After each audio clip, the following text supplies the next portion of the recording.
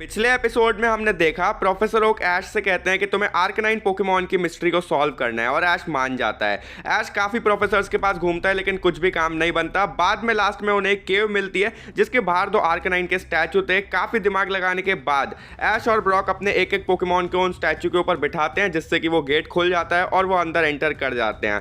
अंदर एंटर करते यार मिस्टी यहाँ पे एक गैराडोस को हाथ लगा देती है उसके स्टैचू को, जिसकी वजह से उसमें से आग निकलने लग जाती है। तो ऐश कहता है संभल के रहो, यहाँ काफ़ी खतरे हो सकते हैं। अब आगे यार कुछ देर आगे चलने के बाद उनको दिखता है एक ब्रिज जो कि पूरा ब्लॉक से बना हुआ था। उस पर बहुत सारे अलग अलग ऐसे बॉक्स थे और यार नीचे वो लोग देखते हैं तो वहाँ पूरा खतरनाक लावा भरा हुआ था। और ऐश कहता है कि इस पे हमको बहुत संभल के चलना होगा, मुझे जो लग रहा है शायद ये वैसा हो सकता है। और ऐश एक बार अपना पैर रख के टेस्ट करता है और एक ब्लॉक सीधा नीचे निकल जाता है, यानी कि सीधा लावा में जाके वो गिर जाता है। और ऐश एकदम डर जाता है और कहता है कि मैं सोच ही रहा था कुछ ऐसा होगा। इनमें से हर एक ब्लॉक सही नहीं है, कोई कोई ब्लॉक सही होगा जो कि नीचे नहीं गिरेगा, बाकी शायद बहुत सारे गिर भी सकते हैं। तो हमें बहुत सोच समझ के एक एक कदम रखना होगा। तभी ब्रॉक कहता है कि रुक जाओ, मेरे पास एक आइडिया है, इसको हम लोग कैसे क्रॉस कर सकते हैं। मेरे बैग में काफ़ी सारी ऐसी चीज़ें हैं जो कि इतनी काम की नहीं है और उनका वेट भी अच्छा खासा है, तो उनको हम लोग यहाँ पे इन ब्लॉक्स पे फेंक के ट्राई कर सकते हैं कि वो ब्लॉक नीचे गिरने वाला है कि नहीं। और ब्रॉक यही करता है, वो अपने बैग से निकाल के उन ब्लॉक्स पे वो चीज़ें फेंकने लग जाता है। और यार कुछ कुछ ब्लॉक नीचे गिर रहे थे और कुछ कुछ सेफ बच रहे थे। अब ऐसे करके वो हर एक ब्लॉक को टेस्ट कर लेते हैं और अब उनके लिए एक रास्ता बन गया था जो कि बिल्कुल सेफ वाले ब्लॉक थे जिन पे वो चढ़ सकते हैं बिना गिरे। और यार वो लोग ऐसा ही करते हैं और वो लोग चलने लग जाते हैं आराम से उन ब्लॉक पे। लेकिन सडनली अनएक्सपेक्टेड चीज़ होती है, वो सेफ वाला भी एक जो ब्लॉक है वो नीचे गिर जाता है, जिसपे से ब्रॉक नीचे गिरने लग जाता है। ऐश का दिमाग भी यार एकदम ब्लैंक हो जाता है, उसको कुछ समझ नहीं आ रहा था कि वो ब्रॉक को कैसे बचाए। और एकदम से यार चार्जर्ड पोकेबॉल से ऑटोमेटिकली बाहर निकल आता है और ब्रॉक को यार बचा लेता है, उसको ले आता है।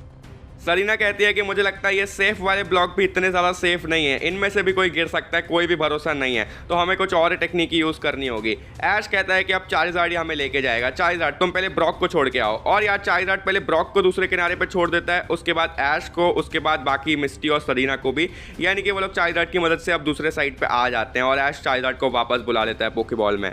ब्रॉक कहता है कि ऐसे और खतरे डेफिनेटली इस केव में हमें मिलने वाले हैं, तो हमें बहुत सतर्क रहना होगा और हर एक चीज़ को टेस्ट करना पड़ेगा उस पर चलने से पहले। और तभी यार एकदम से ज़ुबैट पोकेमॉन का एक ग्रुप उन पर हमला करने लग जाता है और ऐश कहता है पिकाचू थंडरबोल्ट से ज़रा ख़त्म करो इनको। लेकिन तभी वो रियलाइज़ करता है कि पिकाचू को वो एक्चुअली बाहर छोड़ के आया है। ऐश यार तुरंत ही फिर चार्जर्ड को निकाल लेता है और चार्जर्ड अपने ओवरहीट की मदद से उन सबको ख़त्म कर देता है और वो लोग फाइनली आगे चलना कंटिन्यू रखते हैं। अब यार वो लोग आगे चल ही रहे थे और वो लोग कुछ भी क्लिक वगैरह भी नहीं करते, लेकिन तभी अचानक से केव के जितने भी सारे स्टैचू थे वो सब आग उगलने लगते हैं, उन सबके मुंह से आग निकलने लग जाती है और वो भी बहुत खतरनाक। ऐश कहता है कि सब संभल के रहो और सब झुक जाओ एकदम, और वो सब लोग यार एकदम झुक जाते हैं जिससे कि वो आग उनको ज़्यादा अफेक्ट ना कर पाए। और वो लोग बहुत मुश्किल से वहाँ से बच के चुपचाप से निकल रहे होते हैं और यार फुल स्पीड से वो लोग वहाँ से भागने लग जाते हैं। तभी ब्रॉक कहता है कि एक सेकेंड, सामने वाला जो गेट है वो बंद होने लग रहा है। तभी ऐश कहता है कि अब तो मुझे पूरा कंफर्म हो चुका है, इस केव को ऐसे ही बनाया गया है ताकि कोई भी बिल्कुल एंड तक ना पहुंच पाए जहां शायद आर्कनाइन पोकेमॉन की वो लेजेंडरी वाली मिस्ट्री का राज होगा। लेकिन फिर भी हम सब ये करके दिखाएंगे। और वो लोग फुल स्पीड से यार उस गेट से निकलने लग जाते हैं। सबसे पहले ऐश यार गेट को क्रॉस कर लेता है, फिर ब्रॉक भी कर लेता है, फुल स्पीड से सरीना भी कर लेती है। लेकिन एंड में यार जैसे ही मिस्टी क्रॉस करने वाली थी उससे पहले वो गेट बंद हो जाता है। ऐश यार यहाँ पे बहुत टेंशन में आ जाता है और बाकी सब भी बहुत टेंशन में थे कि अब क्या होगा, मिस्टी तो बाहर ही रह गई है। वो लोग यार अपने पोकेमॉन की मदद से हमला करवाते हैं उस गेट पे, लेकिन वो बिल्कुल भी नहीं खुलता, उसको कुछ भी फर्क नहीं पड़ता।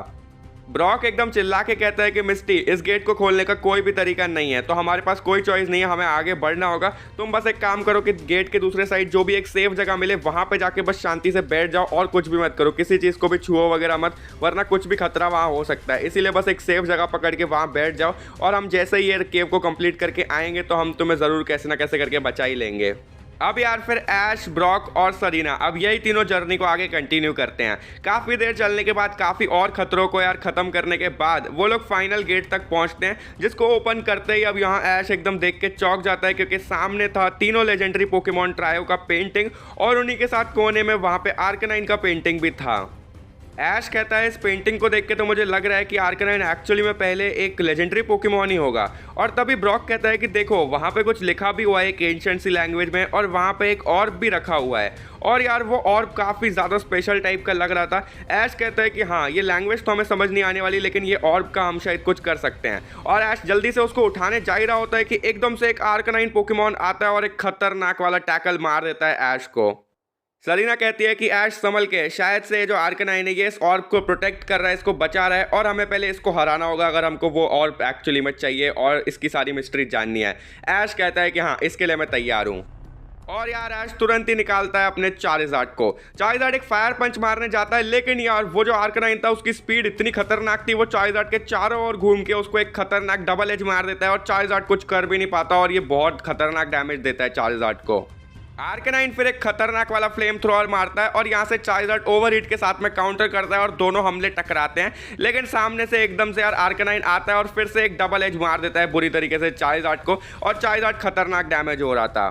ऐश कहता है चारिज़ार्ड जल्दी मेगा पंच। चारिज़ार्ड पूरी ताकत से मेगा पंच मारने जाता है, लेकिन उतने में ही यार सामने से जो आर्कनाइन है वो फायर ब्लास्ट मार देता है और ये चारिज़ार्ड को बुरी तरीके से डैमेज देता है और यार आर्कनाइन जो है एक्सट्रीम स्पीड हमले का यूज़ कर देता है।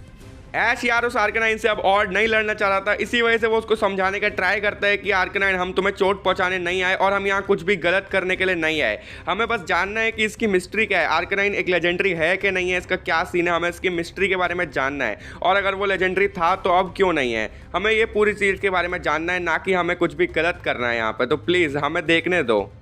चारिज़ार्ड यहाँ पे वापस एक मेगा पंच मारने जा रहा था, लेकिन यार जो आर्कनाइन है अब वो बस खड़ा था, वो कुछ भी हमला नहीं करता और ऐश ये देख के समझ जाता है और कहता है रुक जाओ चारिज़ार्ड, हमला मत करना, और चारिज़ार्ड मेगा पंच को रोक देता है और यार वो जो आर्कनाइन है वो तुरंत बिना बोले कुछ भी वहाँ से चला जाता है और ऐश समझ जाता है कि आर्कनाइन को लगता है, वो समझ चुका है कि हम लोग सही लोग हैं, तो अब वो हमें डेफिनेटली यहाँ देखने दे रहा है, अब उसको कोई भी प्रॉब्लम नहीं है। ब्रॉक कहता है कि बहुत बढ़िया किया तुमने ऐश। ऐश कहता है कि चलो फाइनली वक्त आ चुका है ये मिस्ट्री को सॉल्व करने का, आर्कनाइन की मिस्ट्री को हम सॉल्व करेंगे और वो तीनों जाते हैं यार और उस पेंटिंग को पहले तो पूरा अच्छे से पास से देखते हैं, उसके बाद यार वो जो नीचे लिखा हुआ था वो पढ़ने का ऐश ट्राई कर रहा होता है। ब्रॉक भी काफ़ी ट्राई करता है, लेकिन यार दोनों में से किसी को भी समझ नहीं आ रहा था। तभी ब्रॉक बोलता है कि ये काफ़ी एंशंट लैंग्वेज में लिखा हुआ है जो कि मुझे नहीं लगता अभी हमारे किसी के भी समझने के बस में है, तो अभी हम लोग क्या करेंगे, हो सकता है कि इसी पे पूरी बैक स्टोरी वगैरह लिखा हो जो कि अब हम समझ नहीं पा रहे लेकिन बिल्कुल भी। ऐश कहता है कि हाँ समझ तो नहीं आ रहा, लेकिन फिर भी इतना पास आने के बाद अब हम लोग इस मिस्ट्री को अनसॉल्व नहीं रहने दे सकते, इसी जगह पे कुछ ना कुछ तो है डेफिनेटली जो हमें बस पता करना है और इसकी मिस्ट्री के बारे में हमें सब पता चल जाएगा, तो हम कैसे भी करके पता लगा के रहेंगे। और इसी के साथ ये एपिसोड होता है यहाँ पे एंड। अगला एपिसोड यार बहुत इंटरेस्टिंग होगा, उसके लिए बस देखते रहो यार और सब्सक्राइब कर देना और बेल आइकन जरूर दबा देना जिससे वीडियो आए तुमको नोटिफिकेशन में मिल जाए, और लाइक कर देना, 1000 का लाइक है, मैं एंड स्क्रीन से दूसरा एपिसोड चेकआउट करो। Good bye.